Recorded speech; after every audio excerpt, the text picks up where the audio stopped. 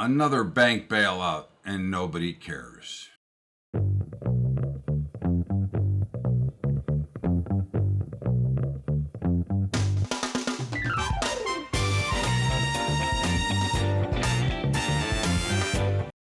What's up, everybody? Welcome aboard to Bubba's Bottom Line for Sunday, April the 30th. And as we head into May, I don't know. It's interesting what's going on out here in this country. We continue to see the destruction, and of course, we continue to see our fabulous president do nothing about it. We are about to see another bank bailout with First Republic. And again, as I've said to you in the past, do you think that this is the only two banks now that are in trouble? Or do you think that this is just the beginning? We can quote the Carpenters, we've only just begun. This is a problem. And of course, it's really not the bank's problem. It's not the government's problem. It's the middle class's problem. But it seems that nobody cares. Very interesting when we go through the dynamics and how this all works, and nobody gives a shit. And it's amazing as we watch the markets run. It's amazing that we see the de-dollarization that's kicking into high gear as the U.S. reserve currency, which it still is a reserve currency, and I am not telling you that it's not going to be in the near future, but there are one things that numbers do not lie about. And one time we were 75% of the world's currency. Now we're at 47%. So you can see that China and Russia almost exclusively trade in yuan and rubles, and of course the BRICS are in more control than the G7, which again is another concern. And of course this has been pretty much laid out by the current administration. Okay, and if you think it's good for you, you better think again. Okay, this is becoming more problematic by the day. Okay, as we watch and see the mortgage rates continue to skyrocket, pushing over 7% in many cases. And of course, if President Biden has his way, we will have the people that deserve to pay lower rates will be paying a tax on that lower rate so they can help fund those who have not earned their correct FICO score. So, again, we go into this that we all worked hard to put together a good, solid credit score by paying our bills on time, by doing the right thing, and now you are going to be penalized for it. Now, again, if you think that's fair, then hey, then you believe that you've made the right choice voting for this administration. Okay, but certainly I am not interested in paying more to help subsidize those who don't want to work. I'm not willing to pay more for those who don't care about this country, and I'm certainly not willing to pay more for those who don't deserve it. I already have to pay enough in taxes to support a shit welfare system, which half the people are scamming it. Okay, so again, you can make the choice all you want. For me, I'd like to see a little bit more proof that the right things are going to be done. I'm tired of getting fucked. Okay, I'm tired of getting my paycheck stolen from me through taxes and through all the other odds and fees that I have to pay to support a bunch of crooks. Okay. Again, as I said in 2008 and 2009, we had no business bailing out the banks then. And I say it today. We have no business bailing out the banks today. Banks in trouble? Let them go out of business. Bail out the depositor. I don't care about the bank. I don't care about the business they run. Okay? Because they're not running the business model correctly. Of course, the banking system itself is pretty much of a scam with a lot of the leeway that bankers get to be able to manipulate and maneuver money, knowing that they have a backstop by the Federal Reserve. Okay. I think that, we've seen the First Republic Bank seizure by the FDIC. Well, again, what do you think? Do you think we're down to 2 now? Or is there maybe a few more coming down the road? And I would venture to say that at some point, and again, it may not be this year. I don't know. I cannot give you a date, nor would I make those ridiculous predictions or give you absolute. I can only tell you that usually where there's smoke, there is fire. And if 2 banks are in trouble or 3 banks are in trouble that admit to it now, how many do you really think are in trouble behind that? And of course, we have the much shrinking of the middle class. Well, why do you think the middle class is shrinking? Okay, it's because they're making more poor people out of the middle class with the, especially this administration's attempt to divide and conquer, okay, so that they can continue to bring in the socialism, Marxism, communism campaign in which they're trying to turn this country into, okay? So you continue to see at one time the middle class represented about 62%, now it represents about 42%. Again, that's a pretty big number, especially when you look at the size of the population, all right? And I think we're living through, and I think this is where I think it gets really ugly, is the worst of 2 worlds, we'll call it, okay? We have stagflation now, even though technically, and again, this is always the funny term, if the unemployment rate is too low based on what they report to call this stagflation. However, if you look at the real facts of what unemployment really is, and of course this Friday coming, we will get the jobs number. But if we look at the number that it's really supposed to be, okay, and we look at the U6, which is the government form, versus the U3, which is one is 3 months, one is 6 months, I think we'd find that unemployment is higher than 3.5% and closer to 5%, which would then classify what we're going through as stagflation. No jobs, higher prices, okay?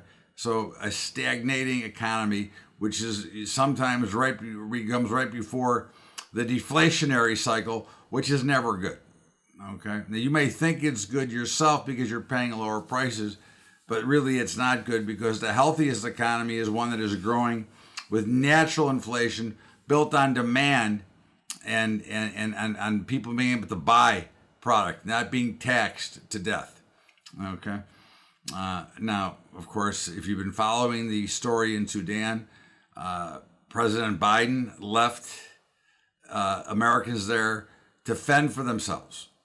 So once again, our president has left the building and left our people, Americans, in harm's way.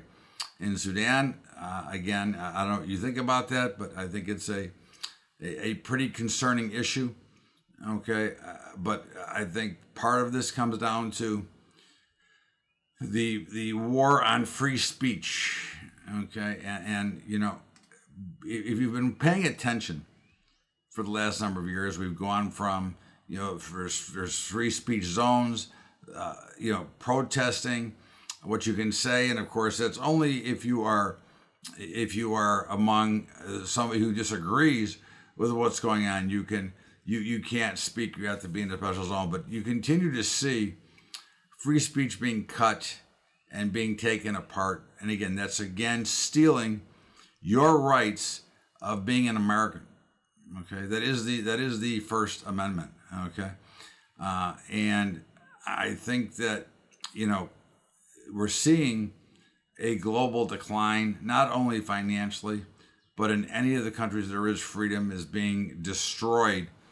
Okay, day after day, week after week, and I think that's a concern. As again, you're seeing it because you see what happened with the Dominion voting machines, with the Russian collusion, and the disinformation campaigns that we're getting. And even though Fox News or Fox Business settled on of 787 million. Again, I'm not saying that the elections were corrupted or whatever they were. I'm saying that there is, usually where there's a little bit of smoke, there is fire. Okay, so we'll see where it all plays out. But I think one of the biggest concerns that I have is the destruction of our children and the destruction of their education system and the destruction of where we are headed. And I think that when Biden tells the DOJ that kids have a constitutional right to take puberty blockers, I think we have gone into a whole nother world. Okay. Children are not typically on top of their own feelings yet. They're still going through a lot before they make that critical decision. And again, I think this whole situation of educating very young children that are very impressionable makes it for a much bigger problem. What I see here is just another attempt by this administration that hates this country, that it wants to turn it into a piece of shit, continues to do things that are ignorant, stupid, and with malice trying to destruct the United States of America. This is Bubba's Bottom Line. It is Todd Bubba Orwitz. It is Sunday, April the 30th. We're going to step out here for a break, and we'll be right back with our market report right after this break. Well, kids, as you know, we always give you our best advice as to things that we use, and we use ourselves, and of course our brokerage partners. Now again, I have many brokers, so again, I don't ever want you to think that I'm only pushing you to one, but there are reasons in why I chose the two partners I have, and of course one is Capital Trading Group, who is a partner in our Day Trader's Dream, but they do such a phenomenal job for our members and for everybody, okay, and that is that they take care of you. They get great customer service, okay. And I think I urge you to check them out. Again, if you don't want to, it's no big deal. But I think that you're making a mistake if you don't check them out. And I think that one of the things you also want to remember is that if you trade everything, like I trade everything, futures, commodities, options, stocks, the whole thing, right? You need, for futures and commodities, you need a broker that specializes there. And for equities, you want a broker that specializes there. Why? Because you get better service. And I have yet to see one broker that can properly service them both. In the meantime, Capital Trading Group, check them out, info.capitaltradinggroup.com/Bubba. And it's scrolling on the side if you forget that. And of course, Trader Brokerage, which is for equities and options. First of all, they're $10 a month. Second of all, they get great customer service. Third of all, you can automate your trading if you're an equity portfolio member at no charge. And your hedging can be done with a licensing fee on a monthly fee, but Trader, either way, doesn't only charge us $10 a month. Okay, so think about that for great service. Okay, and everything that you would need, you had a chance to use a phenomenal broker who specializes in equities and options. Okay, that's try.trader.com/Bubba. And again, they are also scrolling on the sides, and of course our high school program, which we are putting together we're making our last ditch attempt to educate our youth and hopefully turn this country around from the bottom up, which is what we really need to do. But it's showing on the bottom. It's our high school investing program. Check it out if you want to help us out. Great. In the meantime, let's get back to Bubba's Bottom Line with me, Todd Bubba Orwitz, and of course our market commentary. Welcome back. It is Bubba's Bottom Line for Sunday, April the 30th. And of course, every week we talk about the markets. And I don't know, markets are so slow. It's kind of depressing to watch the trade. The trade is extremely challenging. And of course, our personal stuff had either small losses or small gains for the week, but there wasn't much activity, and certainly there is every sign points to a potential of a market breakout, okay, one way or the other, and it means that a more extended trend, which would obviously be big business for those who trade, and hopefully it'll happen soon. Again, I can't promise it, but it does appear that we're getting ready to see that potential breakout. In the meantime, as we look at the indexes, we as of Friday, we were short the S&P, short the Dow, short the Russell, long the Nasdaq. Okay, but we will tonight, or tomorrow, depending on when you do it, we'll be reversing the S&P and Dow back to the long side.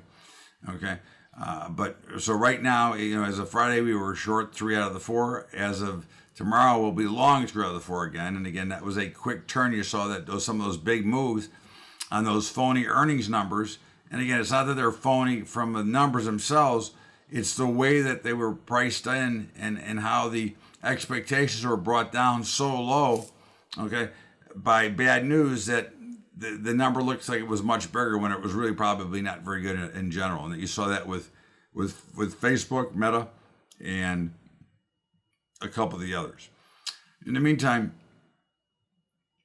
in the dollar, which we no longer trade, but the dollar we would still be short. And as they continue to push the dollar, and as you heard in the opening, there is a lot of pressure on de-dollarization and getting rid of the dollar as a reserve currency. Again, it's not happening today, but again, it's just something that should be thought about, okay, as to when you watch and listen to this administration talk.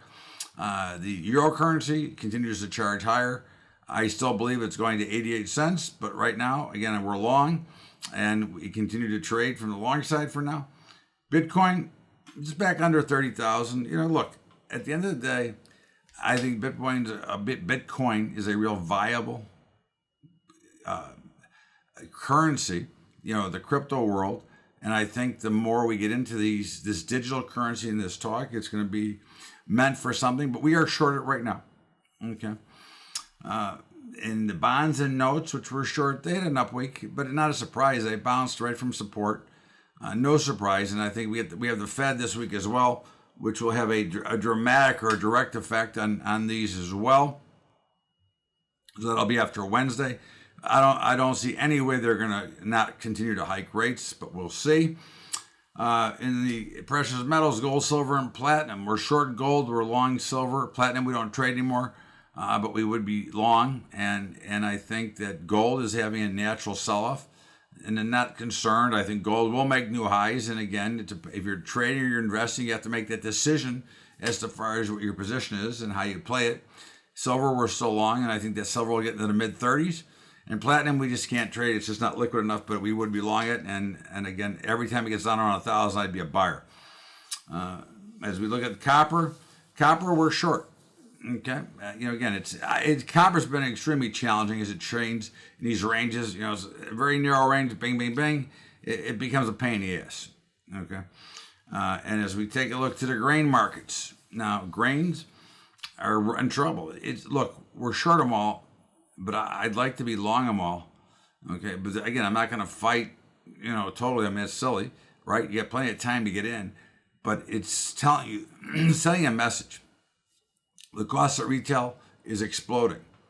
The cost at wholesale is collapsing. It's not a good sign. It's not a good picture. So again, they're all down. They had a very rough week, and who knows? You never know what the bottom is, but we're seeing a lot of things that are diverging, which is not healthy. In the protein complex, which we don't trade anymore, but cattle continues to push higher. We would be long, and hogs we would be long now as well. As it appears that to me, if you look at last Tuesday, I can think that might have been the bottom. Okay. Natural gas, as you can see, if you look at a chart beautifully, as it bounced off the bottom, which we are long, and made a nice little package on the way down, and now look to do the same thing on the way up. Crude oil, which we are short, had a mediocre week, had a big day Friday, but it looks like it wants to go lower, but I think inevitably it's got to go higher with what we're seeing with the action. And in the softs, cocoa we're long was higher, sugar was long, we're higher, OJ was higher, we're long, coffee we're short, and it was lower, and I think that cotton, I would look at cotton as making a possible low. There's a lot of evidence that the bottom is in. If you take a look at the chart, we would be short it, but I mean, I'm just saying that if you're looking, it's something to maybe take a look at.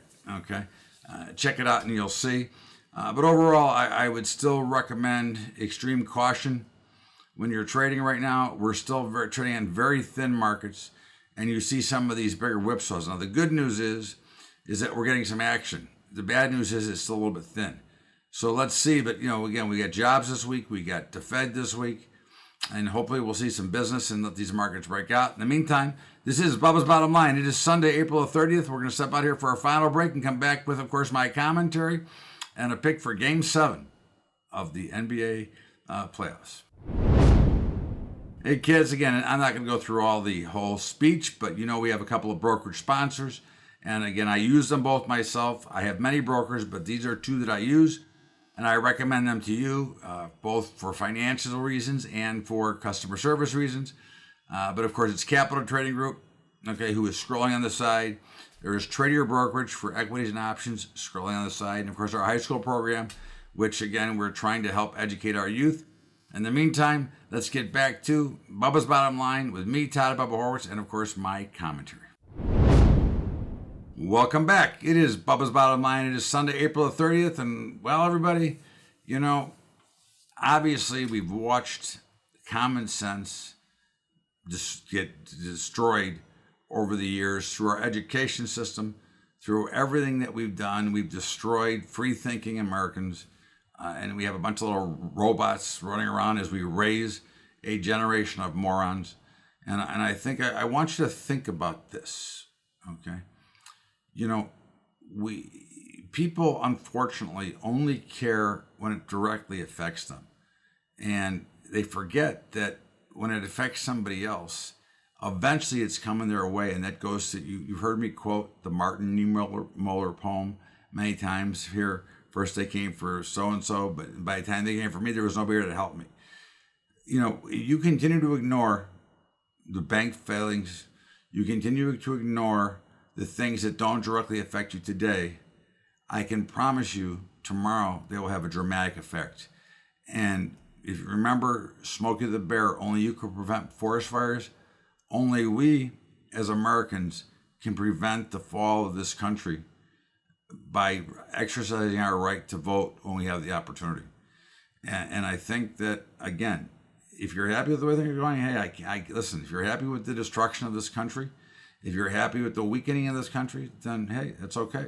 If you're not, then it's up to you to make sure that even though something doesn't affect you today, you can bet your ass it's going to affect you at some point. It ain't good, okay? And what's going on here is not good.